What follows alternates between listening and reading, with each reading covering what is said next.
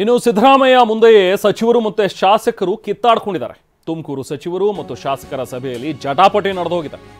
ಈಗ ಸಿಎಂ ಕರೆದಿರುವಂತಹ ಸಭೆ ಇದು. ಎಲ್ಲ ಶಾಸಕರನ್ನ ಒಬ್ಬೊಬ್ಬರಾಗಿ ಕರಿತೀವಿ, ಸಚಿವರ ಮುಂದೆ ಇಟ್ಟು ಮಾತಾಡ್ತೀವಿ ಅಂತ ಏನು ಹೇಳಿದಾರಲ್ಲ, ಆ ಟೈಮ್ನಲ್ಲಿ ರಾಜಣ್ಣ ಮತ್ತೆ ಗುಬ್ಬಿ ವಾಸು ನಡುವೆ ಏರು ಧ್ವನಿಯಲ್ಲಿ ವಾಗ್ವಾದ ನಡೆದಿದೆ.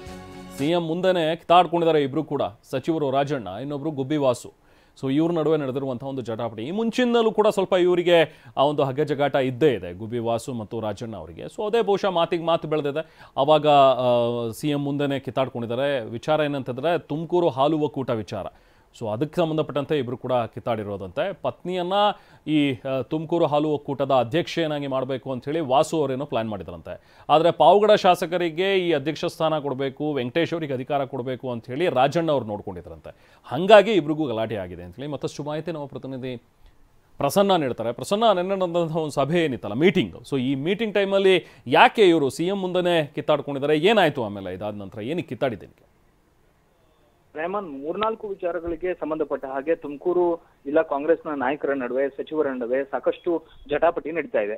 ಇದರಲ್ಲಿ ಒಂದು ಪ್ರಮುಖವಾಗಿ ತುಮಕೂರು ಹಾಲು ಒಕ್ಕೂಟಕ್ಕೆ ಗುಬ್ಬಿ ವಾಸು ಅವರ ಪತ್ನಿಯವರು ಭಾರತೀಯವರನ್ನ ಅಧ್ಯಕ್ಷೆಯನ್ನಾಗಿ ನೇಮಕ ಮಾಡಬೇಕು ಅಂತ ಹೇಳಿ ಸಾಕಷ್ಟು ಪ್ರಯತ್ನಗಳು ನಡೀತಾ ಇತ್ತು. ಆದ್ರೆ ಈ ಸಂದರ್ಭದಲ್ಲಿ ರಾಜಣ್ಣ ಅವರು ಪಾವಗಡ ವೆಂಕಟೇಶ್ ಅವರಿಗೆ ಸಹಕಾರವನ್ನ ಕೊಟ್ಟು ಅವರನ್ನ ಅಧ್ಯಕ್ಷರನ್ನಾಗಿ ಮಾಡ್ತಾರೆ. ಈ ವಿಚಾರ ಕಳೆದ 5-6 ತಿಂಗಳಿಂದ ಗುಬ್ಬಿ ವಾಸು ಮತ್ತು ರಾಜಣ್ಣ ಅವರ ನಡುವೆ ದೊಡ್ಡ ಮಟ್ಟಿಗಿನ ಸಮರ ನಡೆಯೋದಕ್ಕೆ ಕಾರಣವಾಗಿದೆ. ಅದು ನಿನ್ನೆ ನಡೆದಂತಹ ಮುಖ್ಯಮಂತ್ರಿಗಳ ತುಮಕೂರು ಜಿಲ್ಲಾ ಶಾಸಕರ ನಡುವಿನ ಸಭೆಯಲ್ಲೂ ಕೂಡ ಪ್ರತಿಫಲಿಸಿದೆ. ಮಾತಿಗೆ ಮಾತು ಬೆಳೆದು ರಾಜಣ್ಣ ಮತ್ತು ಗುಬ್ಬಿ ವಾಸು ಅವರ ನಡುವೆ ದೊಡ್ಡ ಮಟ್ಟಿಗಿನ ಜಟಾಪಟಿ ಆಗುವಂತ ಹಂತಕ್ಕೂ ಕೂಡ ತಲುಪಿ ಹೋಗಿತ್ತು. ಅಂದ್ರೆ ರಾಜಣ್ಣ ಅವರು ತಮಗೆ ಬೇಕಾದಂತ ಸಹಕಾರವನ್ನ ಜಿಲ್ಲೆಯಲ್ಲಿ ನೀಡ್ತಾ ಇಲ್ಲ ಅನ್ನುವಂಥದ್ದು ಗುಬ್ಬಿ ವಾಸು ಅವರ ಆಕ್ಷೇಪ ಆಗಿತ್ತು. ಇದಕ್ಕೆ ಮುಖ್ಯಮಂತ್ರಿಗಳು ಒಂದಷ್ಟು ಸಮಾಧಾನ ಮಾಡುವಂತ ಪ್ರಯತ್ನವನ್ನ ಮಾಡಿದ್ರು. ಇದೇ ಸಂದರ್ಭದಲ್ಲಿ ಕುಣಿಗಲ್ ರಂಗನಾಥ್ ಅವರು ಕೂಡ ರಾಜಣ್ಣ ಅವರ ಬಗ್ಗೆ ಒಂದಷ್ಟು ಅಸಮಾಧಾನವನ್ನ ಮತ್ತು ಆಕ್ಷೇಪವನ್ನು ವ್ಯಕ್ತಪಡಿಸ್ತಾರೆ. ಹೇಮಾವತಿ ಕೆನಲ್ಗೆ ಸಂಬಂಧಪಟ್ಟ ಹಾಗೆ ಉಸ್ತುವಾರಿ ಸಚಿವರಾಗಿರುವಂತಹ ಮತ್ತು ತುಮಕೂರಿನ ಉಳಿದಂತಹ ಸಚಿವರುಗಳು ಕೂಡ ಸೂಕ್ತವಾದಂತಹ ರೀತಿಯಲ್ಲಿ ತಮಗೆ ಸಹಕಾರವನ್ನ ಕೊಡ್ತಿಲ್ಲ, ಅದರಲ್ಲಿ ರಾಜಣ್ಣ ಅವರ ಅಸಹಕಾರ ಹೆಚ್ಚಾಗಿದೆ ಅನ್ನುವಂಥದ್ದು ಕುಣಿಗಲ್ ರಂಗನಾಥ್ ಅವರ ಆಕ್ಷೇಪ ಕೂಡ ಆಗಿತ್ತು. ಇದೆಲ್ಲವೂ ಕೂಡ ತುಮಕೂರು ಜಿಲ್ಲಾ ಶಾಸಕರ ನಡುವೆ ಮಾತಿಗೆ ಮಾತು ಬೆಳೆದು ದೊಡ್ಡ ಮಟ್ಟಕ್ಕೆ ಹೋಗುವಂತ ಲಕ್ಷಣಗಳು ಗೊತ್ತಾದ ಬಳಿಕ ಮುಖ್ಯಮಂತ್ರಿ ಸಿದ್ದರಾಮಯ್ಯನವರು ಎಲ್ಲಾ ಶಾಸಕರನ್ನ ಮತ್ತು ಸಚಿವ ರಾಜಣ್ಣ ಹಾಗೂ ಗುಬ್ಬಿ ವಾಸು ಹಾಗೂ ಕುಣಿಗಲ್ ರಂಗನಾಥ್ ಎಲ್ಲರನ್ನೂ ಕೂಡ ಸಮಾಧಾನ ಪಡಿಸುವಂತ ಕೆಲಸವನ್ನ ಮಾಡ್ತಾರೆ. ಜಿಲ್ಲೆಯಲ್ಲಿ ಇನ್ ಮುಂದೆ ನೀವು ಒಟ್ಟಾಗಿ ಕೆಲಸವನ್ನ ಮಾಡಬೇಕು ಅನ್ನುವಂತ ಸೂಚನೆಯನ್ನ ಮುಖ್ಯಮಂತ್ರಿಗಳು ಕೊಡ್ತಾರೆ.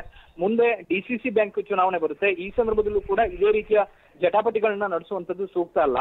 ಎಲ್ಲರೂ ಒಮ್ಮತದ ಅಭಿಪ್ರಾಯವನ್ನ ಹೊಂದಿದ್ದು ಮುಂದೆ ಎಲ್ಲರ ಸಹಕಾರವನ್ನ ಕೊಟ್ಟು ನಡೆದುಕೊಂಡು ಹೋಗಿ ಅನ್ನುವಂತ ಸೂಚನೆಯನ್ನ ರಾಜಣ್ಣ ಅವರಿಗೂ ಕೊಡ್ತಾರೆ, ಗುಬ್ಬಿ ವಾಸು ಅವರಿಗೂ ಕೊಡ್ತಾರೆ. ಆದ್ರೆ ಗುಬ್ಬಿ ವಾಸು ಅವರು ಅಷ್ಟಕ್ಕೆ ಸಮಾಧಾನ ಆಗೋದಿಲ್ಲ, ಸಭೆಯಲ್ಲಿ ಅರ್ಧದಿಂದ ತೆರಳ್ತಾರೆ.